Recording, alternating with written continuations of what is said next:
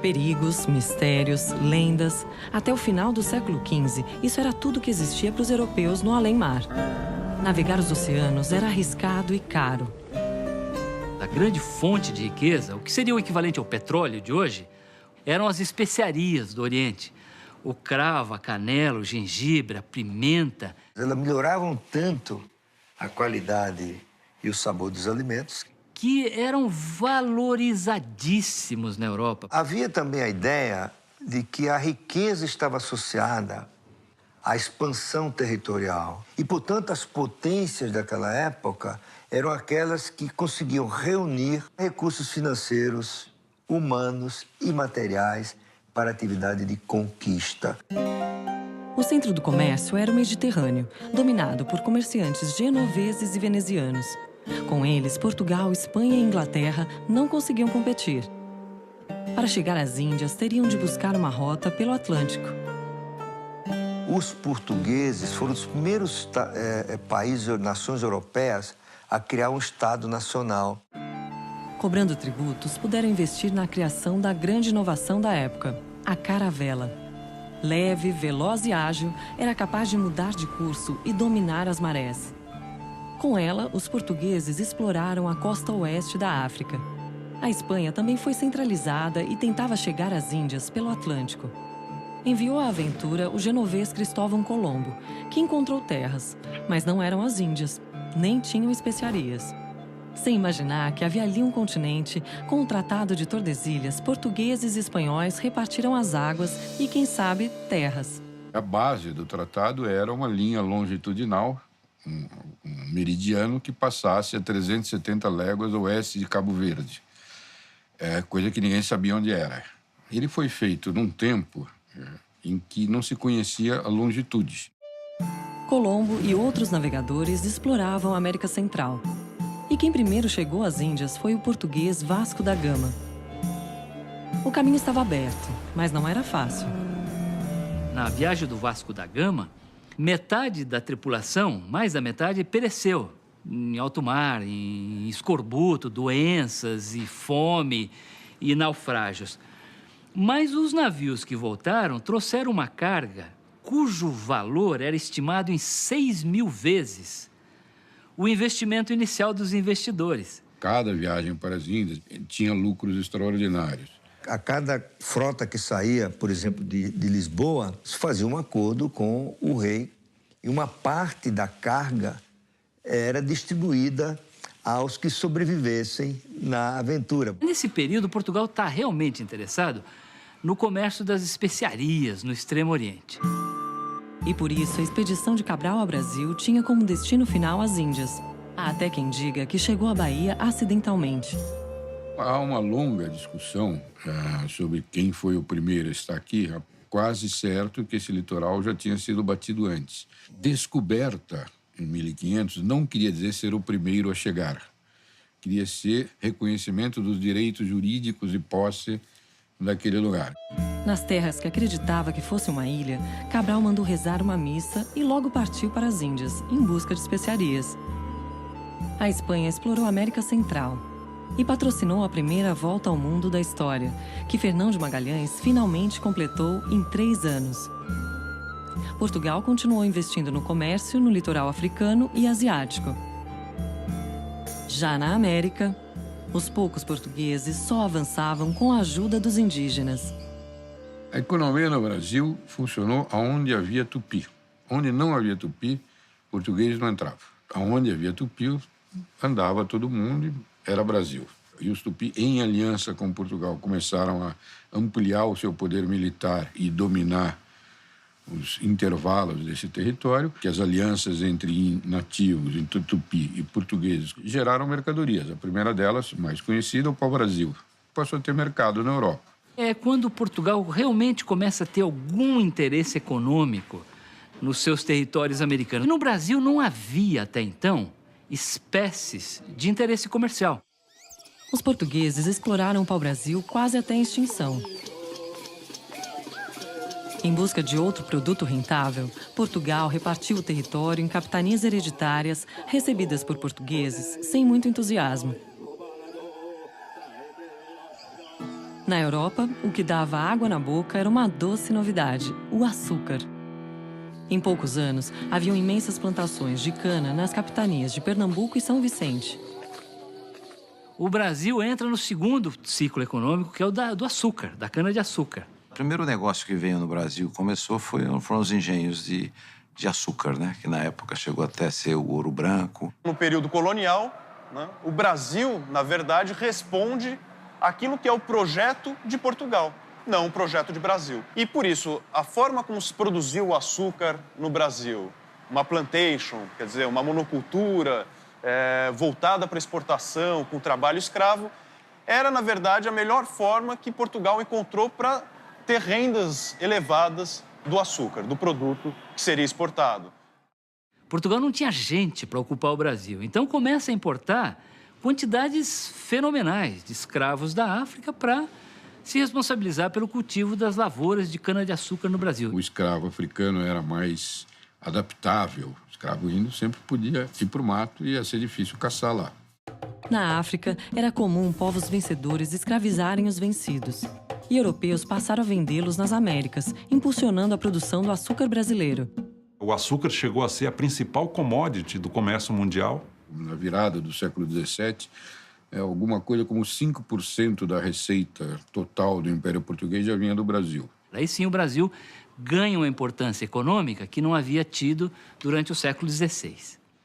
Com os latifúndios, surgiram outras atividades econômicas e um mercado interno.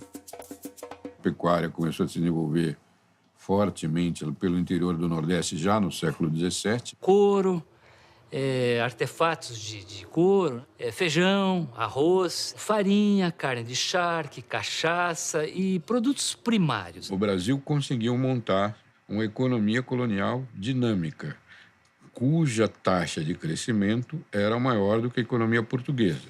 A moeda oficial era a de Portugal, o real, contado em 1.000 réis, cruzado, pataca, tostão, vintém. R$1 não valia meia pataca, nem um tostão. Mas nenhuma moeda era muito usada por aqui. A moeda que circulava no Brasil era a prata cunhada em Potosí. Você tinha no século XVII o Mosteiro de São Bento, no Rio de Janeiro, tem uma Capela dos Prateiros. E era um dos lugares onde se guardava prata. A Santa Casa de Salvador, que é o equivalente, vamos dizer, ao banco da época, que financiava a produção de açúcar, emprestava dinheiro, recebia dinheiro. Basicamente, essa era a instituição financeira da época. As pessoas não tinham moeda para fazer trocas. As pessoas, quando recebiam a moeda, um ouro e tal, eles guardavam e preferiam usar o escambo, a troca. Trocas físicas, escambo mesmo, trocavam carne de charca por açúcar. Na ausência de moeda de papel, as liquidações são todas feitas de palavra e a palavra é cumprida. O fiado é a mais ubíqua, a mais extensa instituição econômica criada no Brasil. Essa é a base real sobre a qual se constrói capitalismo no Brasil. Dinheiro mal passava pelas mãos do povo. Sem moeda não havia imposto, a não ser sobre o ouro encontrado. Para poder circular, ele devia passar pela casa de fundição. Só depois de cobrado 1/5, a barra recebia o selo real. Foi assim que surgiu a expressão quinto dos infernos. O quinto era a forma mais prática de você cobrar imposto. E esse imposto, em 1580, mudou de mãos. A Espanha dominou Portugal, criando a União Ibérica. O maior interesse espanhol no Brasil eram os engenhos. Existiam 300 deles em Pernambuco e na Bahia, além de alguns nas capitanias do Rio de Janeiro e São Vicente.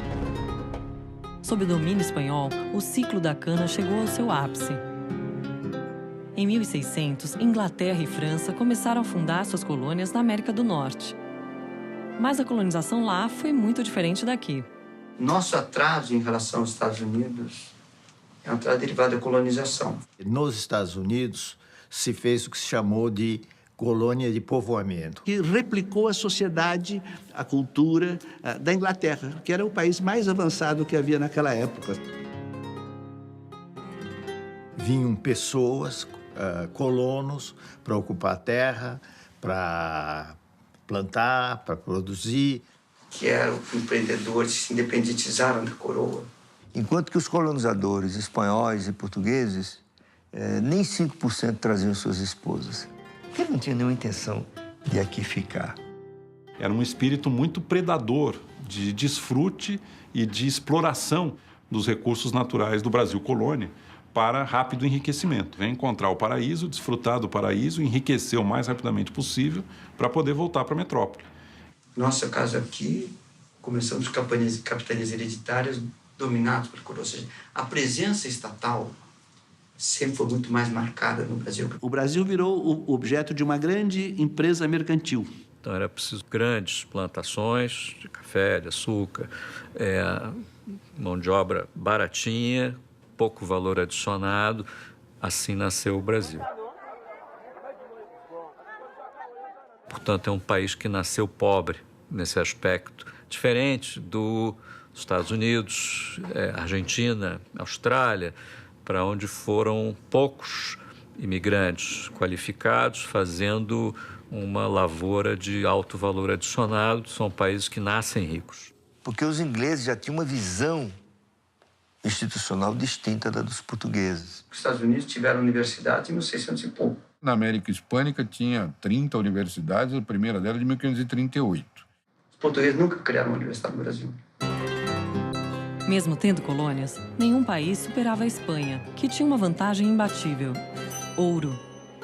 Naquela época prevalecia uma ideia de que a riqueza provinha do acúmulo de metais preciosos. Os países que tiveram acesso a essa riqueza foram muito prósperos. E daí nasceu a ideia de que um país poderia ficar rico se ele fosse capaz de exportar mais do que importava e, com isso, acumulava metais preciosos, porque as contas entre os países eram acertadas em ouro e prata, mais em ouro do que em prata.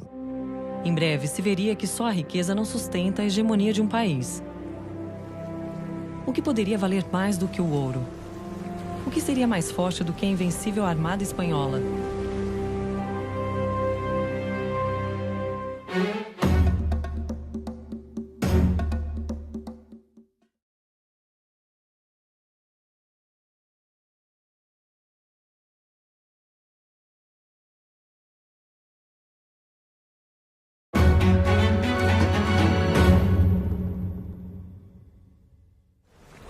O que poderia fazer a Espanha, a nação mais rica do mundo, perder sua hegemonia?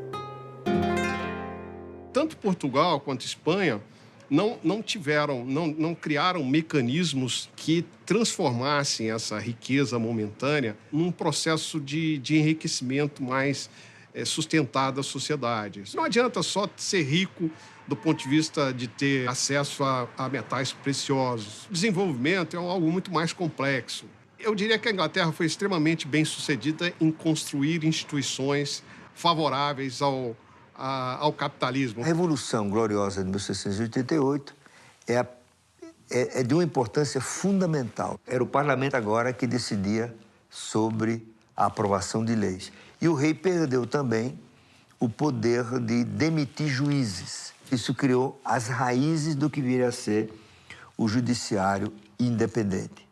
E estão também aí as raízes do que viria a ser a teoria da separação dos poderes, o legislativo, o executivo e o judiciário, e os três podem questionar uns aos outros, né? Além de fazer essas reformas institucionais, a Inglaterra aumentava seu poder nas colônias e no mundo.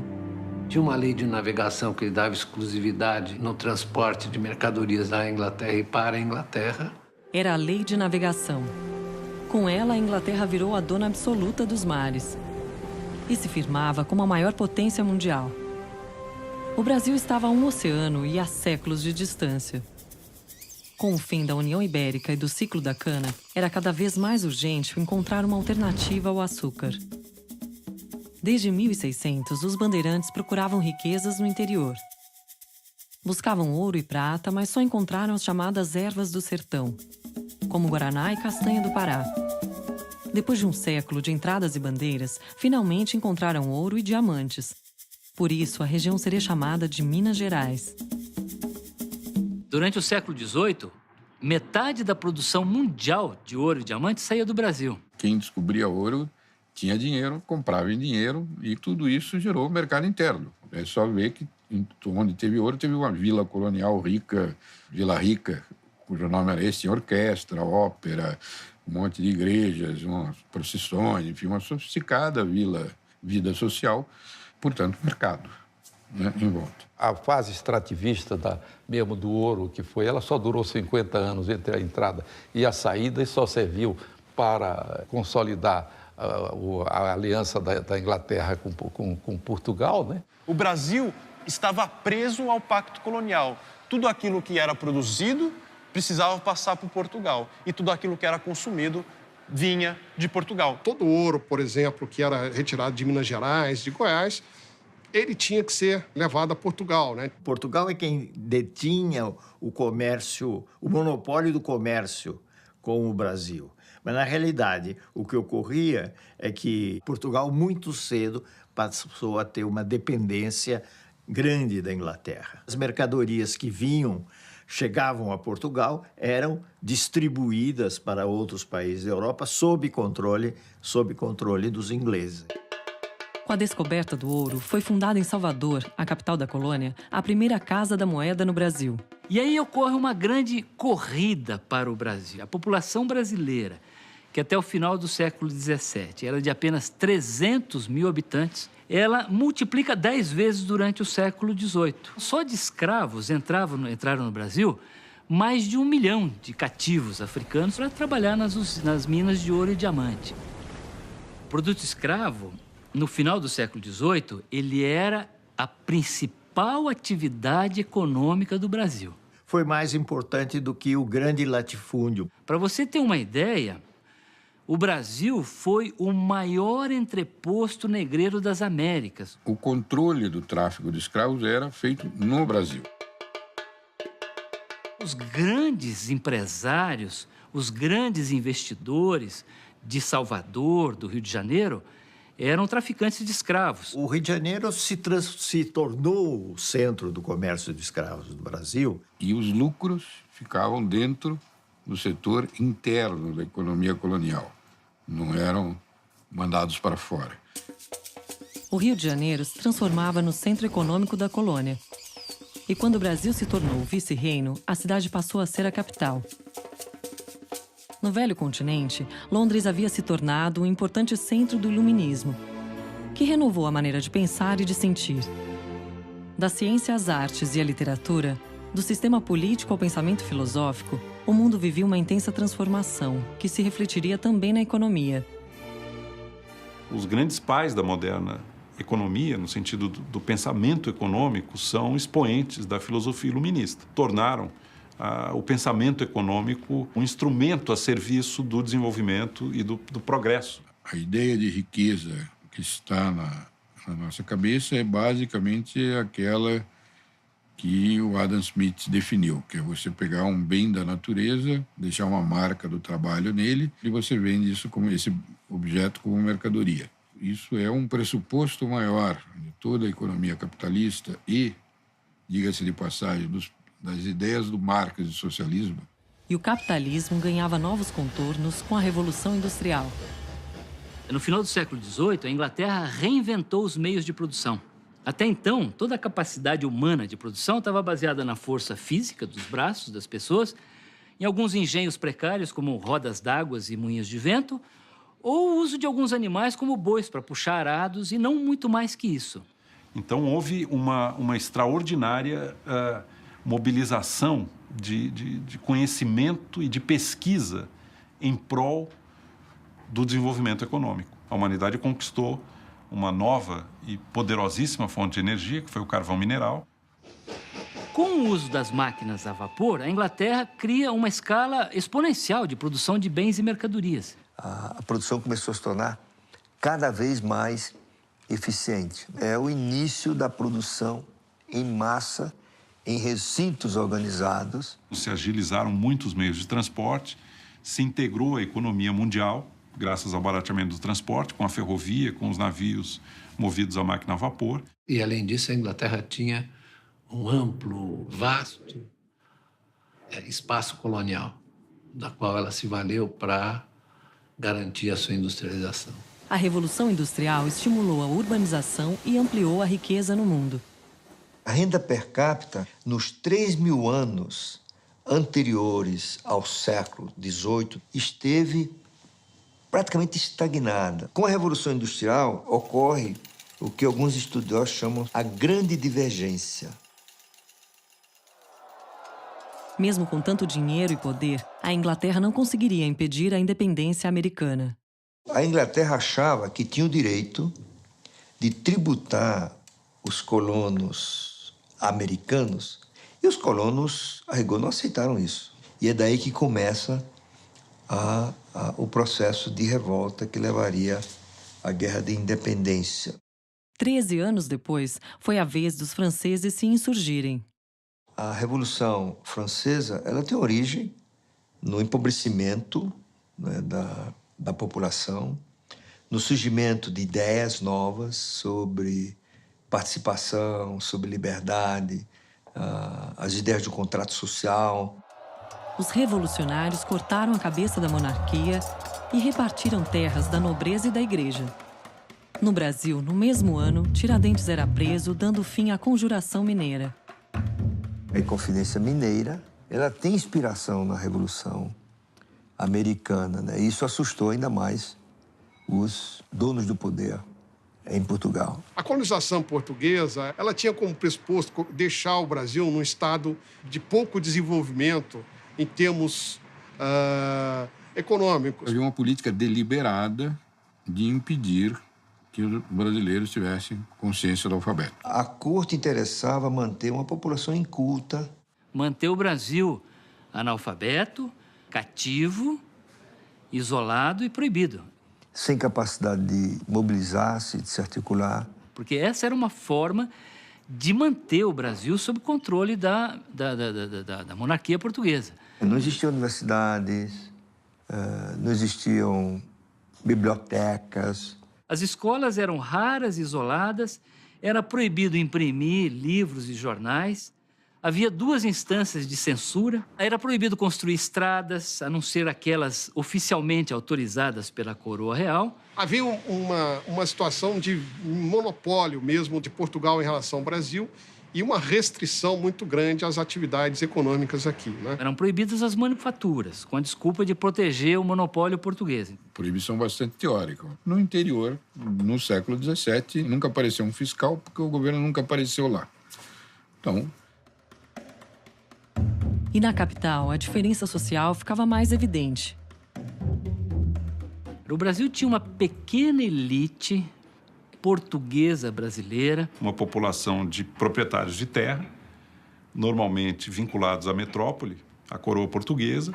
Que estudava em Coimbra, formada em Direito e que ocupava os postos mais importantes da administração colonial.